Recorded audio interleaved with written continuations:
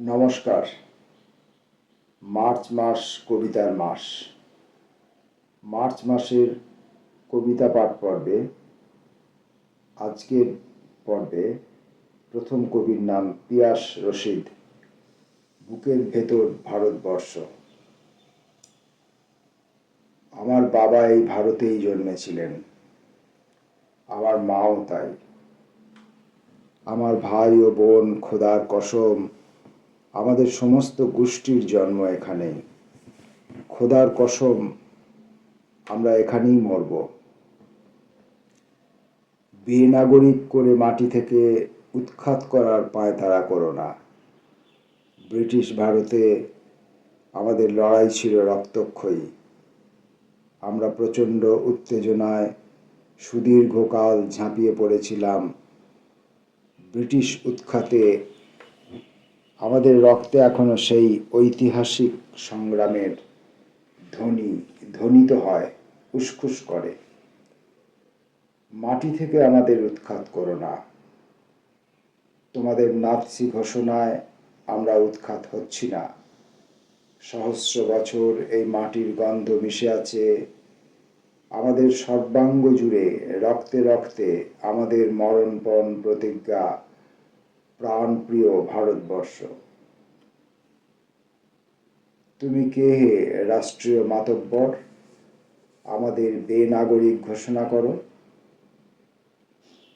আদালত মানুষের ঔরসজাত এবং মানুষ স্বাধীন, কারো আজ্ঞাবহ নহে। সাবধান হও, চূড়ান্ত সাবধান। বুকের ভেতর আছে অখণ্ড ভারতবর্ষ, সহস্র বছরের ভারতবর্ষ। সাবধান হও, সাবধান হও, চূড়ান্ত সাবধান হে রাষ্ট্রীয় মাতব্বর।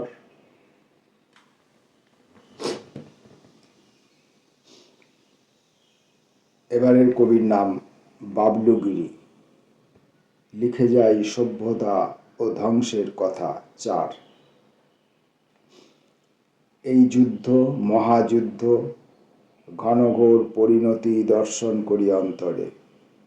চরাচরে গ্রামের শুরুতেই বটবৃক্ষ, সিঁদুর মাখা মা বাসুলি গ্রামকে পাহারা দিচ্ছে। অজস্র রক্তফল চারিদিকে ছড়ানো। ডাকাতেরা প্রণাম করে অনুমতি নেয়। বাসুলির সিঁদুরে অস্ত্র রাঙায়। এখন যুদ্ধের আগে স্যাটেলাইট শত্রু ঘাঁটি খুঁজে দেয়। যুদ্ধ ও লাশ কাটা ঘরে অজস্র মৃতদের আত্মকথা, পিরামিডের গভীরে গাঁথা। একবার যদি জন্ম লইয়াছ, সহস্রবার মরিতে হইবে, এমনই জীবনের চারুকলা। সারাদিন ব্যবসার ব্যস্ততা, অর্থ আর বেচা কেনা। এইসব যুদ্ধের মহড়ায় সময়ও ক্ষিপ্র। কখন যে ছদ্মবেশে হারিয়ে যায়।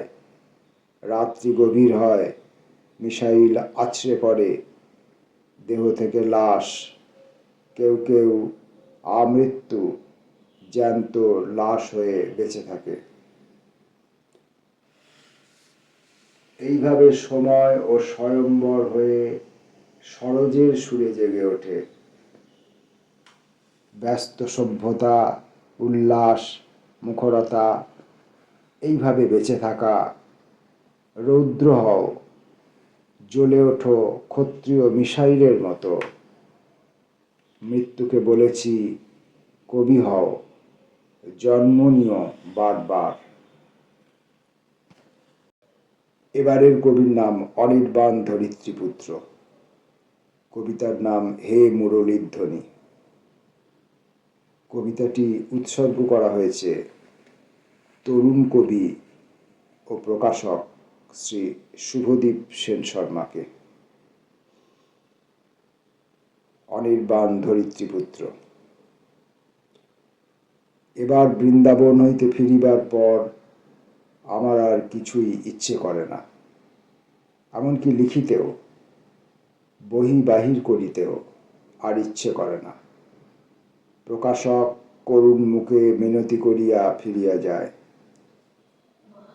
ইচ্ছা করে বাঁশিটি বাজাইতেই শুধু, যে বাঁশিটি কিনিয়া আনিয়াছি বৃন্দাবন হইতে।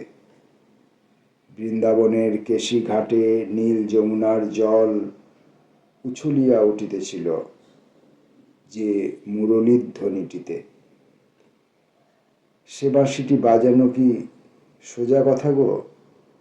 এককালে পারিতাম কিছু কিছু, এবে ভুলিয়াছি। তবু সেই বাঁশি কোলে বসিয়াই থাকি শুধু। হায়, প্রকাশক এসে ফিরে যায়। 29 ফাল্গুন 1432 গোধূলিকালে কবি এই কবিতাটি রচনা করেছেন। পরবর্তী কবির নাম স্বপন মল্লিক। রাধে রাধে। না হয় তুমি ডাকসাইটে সুন্দরী, না হয় তুমি কৃষ্ণপ্রিয়া, না হয় তুমি তৃষ্ণা কাতর চাতক যেমন, না হয় তোমার প্রেম বিরহ বিশ্ব জানে, না হয় তোমার কুঞ্জবনে চাঁদ উঠেছে, না হয় মূর্ছা যেতেই পারো বাঁশির সুরে। তাই বলে কি রাধে রাধে তোমার নামটি অষ্টপ্রহর জপতে হবে? পরের কবির নাম জহর মিশ্র। দুঃস্বপ্নের দহন। দুঃস্বপ্নের দহন ছুঁয়েই বুকে দারুণ ঝটকা। ঋতু বৈচিত্র্যের লগন ভেঙে বেজে ওঠে বিষণ্ণ অর্কেস্ট্রা। অলৌকিক অক্ষরে জেগে ওঠে ধূম্র পাহাড়।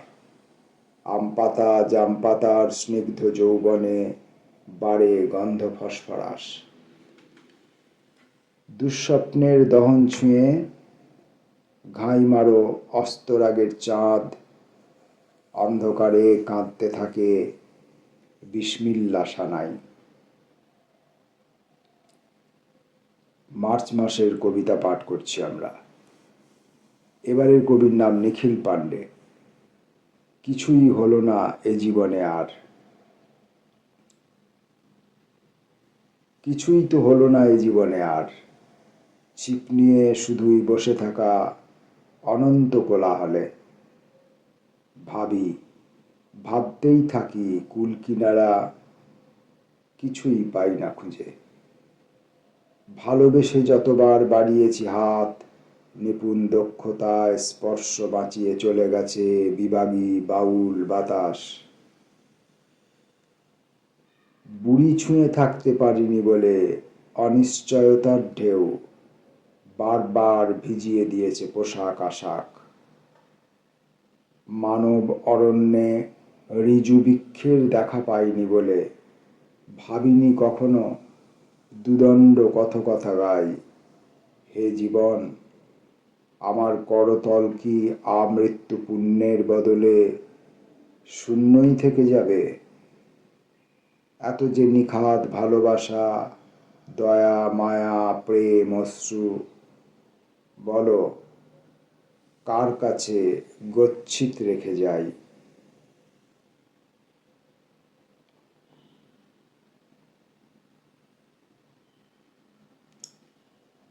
এবারের কবির নাম পার্থপ্রতিম আচার্য।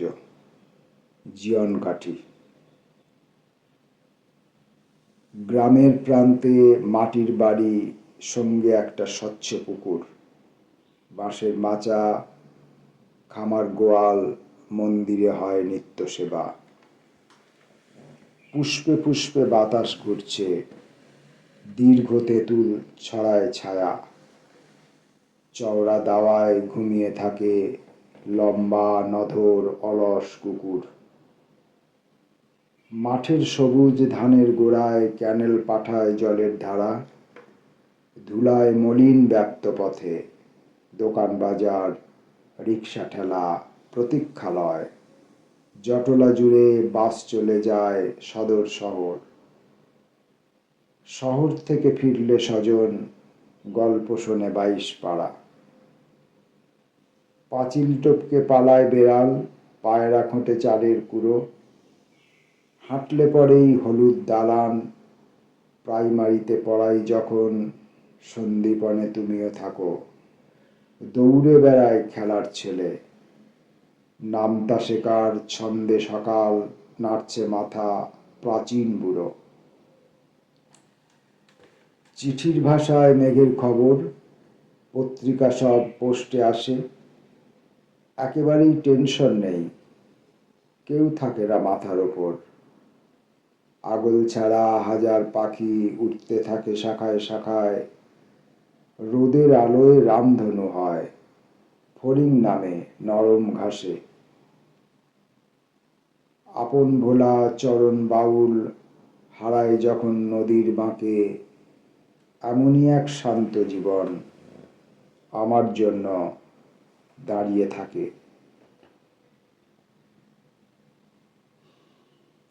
কবির নাম দিব্যেন্দু ঘোষ, কবিতা ডানা।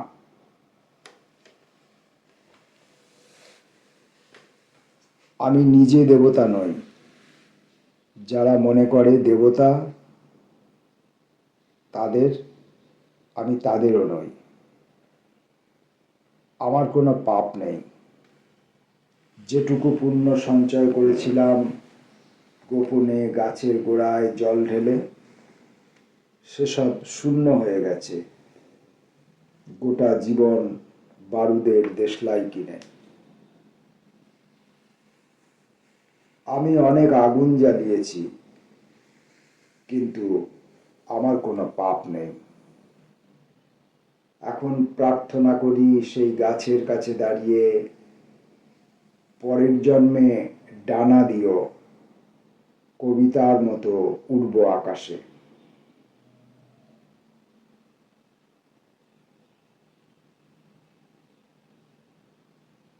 মার্চ মাসের কবিতা পাঠ পর্বে এখনকার কবির নাম ভবেশ বসু। ধূপ। ধূপকাঠি হতে চাও? সকলেই তো ধূপকাঠি হচ্ছে, তুমি আর নতুন কি? পুড়ে গেল, গন্ধ উঠল, শ্মশান বন্ধু দাঁড়িয়ে দাঁড়িয়ে তোমার পুড়ে যাওয়া দেখল। শ্মশানে প্রতিদিন আমি কত ধূপের অন্তিম যাত্রায় ছিলাম। ঠাকুর ঘরে প্রতিদিন কত ধূপের মুখে আগুন, ঠাকুরের চোখে খুশির তুফান। যে নৈবেদ্যে অরুচি, তাও রুচির নেশায় প্রসাদ হয়ে গেল। শঙ্খ বাজল, উলু হলো, ঘণ্টা নিজে উপযাজক হয়ে উষ্ণ। এই শ্মশানে কত মৃতদেহ দাহ হয় তার হিসাব আছে। খাতা জমে, খাতা বাতিল হয়, কে কোন সকালে অঞ্জলি দিয়েছে তারও প্রমাণ সুরক্ষিত। কোন আসামি ফাঁসির দড়ি ছিঁড়ে পালিয়েছে তার আত্মজীবনীর পাতা ছেঁড়া। অর্ধেক জ্বেলেছে এমন ধূপ গোধূলির আগেই ফেলে দিলাম, এগুলির বন্ধু পাওয়া যায়নি। বাজারে নানান ধূপের ছড়াছড়ি, সকলেই পুড়তে চায়। আজও কয়েকটি মিছিল ছিল, মিছিল শেষ হয়ে গেল। প্যাকেট প্যাকেট ধূপ পুড়ে শেষ হচ্ছে প্রতিদিন। একজনই মিছিল ছিটকে স্লোগান দিল, আমি পোড়াতে এসেছি, পুড়তে নয়। কবি ভবেশ বসুর আরেকটি কবিতা পোশাক। গঙ্গা স্নানে তুমি কোন পোশাক পরেছিলে? পোশাক না থাকলে খোকা খুকি ডাকলে বুড়ো খোকা। আমার তো নিজেকে দেখলে নিজের শরীর ঘিন ঘিন করে। মা মাটিতে ফেলবার আগে 10 মাস গঙ্গার উৎস মুখে রেখেও সব হয়ে বেঁচে আছি। পিতার সেই সবের ওপর গঙ্গার বয়ে যাওয়ার নির্দেশ। কামারের রক্ত ধোঁয়া কি মুখের কথা? তবু গঙ্গা পিতা সঙ্গে নিয়ে মরুভূমির উপর বয়ে গেল। বইতেই হবে জলের মতো, নদীর মতো, তরঙ্গ আকুল। হাসতেই হবে হাসির মতো, ফুলের মতো চঞ্চল। লিখে যেতে হবে ঝর্ণার মতো, তৃষ্ণার মতো পল্লব। বাজিয়ে যাওয়া বীণার মতো, স্বপ্নের মতো সন্ধান। গঙ্গার সাথে আখি জল, বলো স্রোতের অভাব আছে? পোশাক পরে অশ্রু স্নানে যেও না। মায়ের কাছে সন্তানের লজ্জা, মায়ের স্পর্শে পচা শরীরও লোহার বর্ম। দুর্যোধন যখন এই ইন্দ্রজাল জেনেছে, তখন মায়ের আর অশ্রু ছিল না। কবির নাম চিত্তরঞ্জন ভট্টাচার্য। কবিতার জন্য পথ হাঁটি।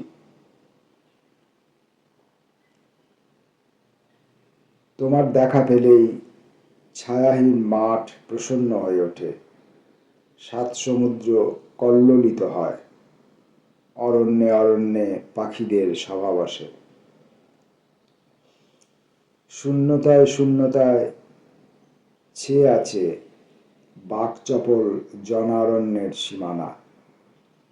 কাছে পিঠে বাণিজ্য বায়ুর কপটতা নিষাদের তীর হয়ে উৎকর্ণ। এখন তোমাকে খুঁজে ফিরি নিস্তব্ধতার নির্জন পথে পথে।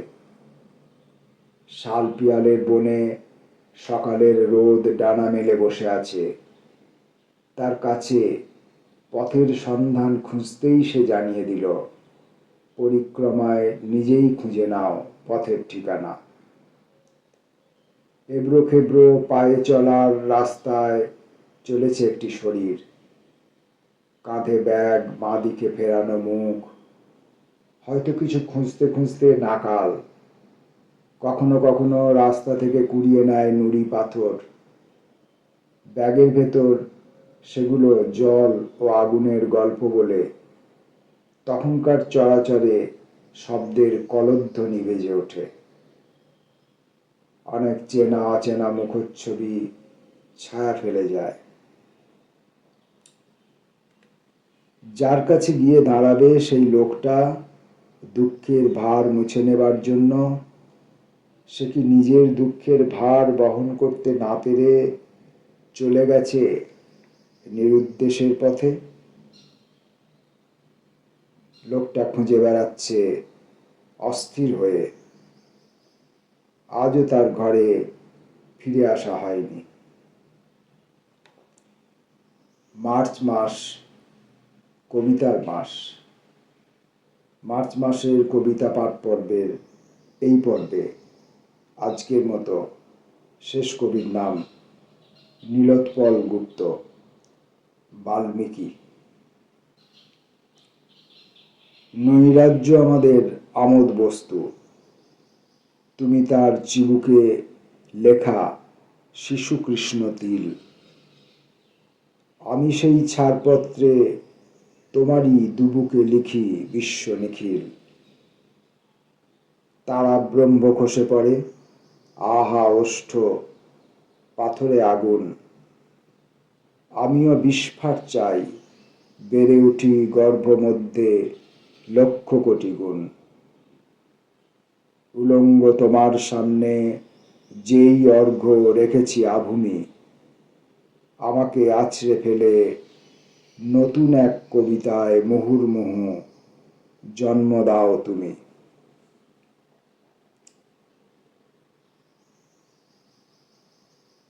21শে মার্চ বিশ্ব কবিতা দিবস। এই উপলক্ষে আমরা প্রতিদিন পরিচিত, অপরিচিত, প্রতিষ্ঠিত, নবাগত, খ্যাতনামা, তথাকথিতভাবে অখ্যাতনামা, অতীত, বর্তমান, গরিষ্ঠ, কনিষ্ঠ, এরকম বিভিন্ন কবির কবিতা আমরা বিভিন্ন সূত্র থেকে, কখনো পত্রিকা থেকে, কখনো কবির কাব্যগ্রন্থ থেকে, কখনো অনলাইন ম্যাগাজিন থেকে, কখনো ফেসবুকের প্রোফাইল থেকে সংগ্রহ করে আমরা এই কবিতাগুলো আমাদের সামর্থ্য মতো পাঠ করছি। আমরা পরবর্তী আবার একটি ভিডিওয় আবার অনেক কবির অনেক কবিতা নিয়ে হাজির হব। নমস্কার।